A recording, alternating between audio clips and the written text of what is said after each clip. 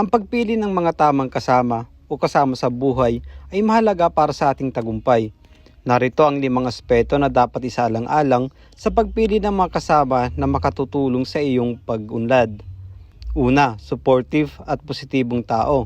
Mahalaga ang mga tao sa ating paligid na nagdadala ng positibong enerhiya at sumusuporta sa ating mga layunin.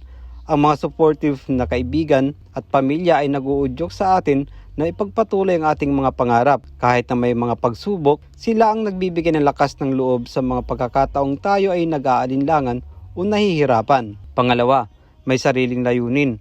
Makabubuting mapalibutan ng sarili ng mga tao na may sariling layunin at aspiration. Ang mga tao na may motibasyon at determinasyon sa kanilang buhay ay nagsisilbing inspirasyon sa atin. Ang kanilang drive at pasensya ay maaaring mahawa sa atin at magbigay ng bagong pananaw sa ating mga sariling pangarap. Pangatlo, matatalinong ugnayan. Ang pagkakaroon ng mga kasama na matalino at may karanasan ay napakahalaga. Sila ang nagbibigay ng mga bagay na hindi natin alam at ang kanilang kaalaman at pananaw ay makatutulong upang mapalawak ang ating mga ideya. Ang pagtutulungan at pagbabahagi ng kaalaman ay sustansya na magagamit natin sa ating mga desisyon at hakbang sa buhay. Pangapat, kritikal na nag-iisip. Ang mga kasama na kayang magbigay ng atensyon sa mga detalye at magbigay ng makatwirang pagsusuri sa mga sitwasyon ay mahalaga. Ang kanilang kakayahan na pumuna at magbigay ng kritisismo sa mabuting paraan ay nagiging bahagi ng ating personal na pag-unlad. Ang mga kaibigan na ito ay nagtutulak sa atin na mag-isip bago kumilos at mas maging responsable sa ating mga desisyon. Panglima, nagpapahalaga sa pagkikipag-ugnayan.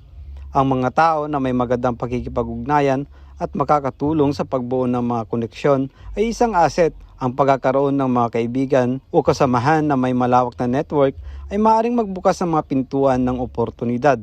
Sa pagbuo ng mga relasyon sa tamang tao, mas magiging madali ang pagtamo ng mga layunin dahil mas marami ang pagkakataon na darating sa iyo. Sa kabuuan, ang mga tao sa ating paligid ay may malaking impluwensya sa ating tagumpay.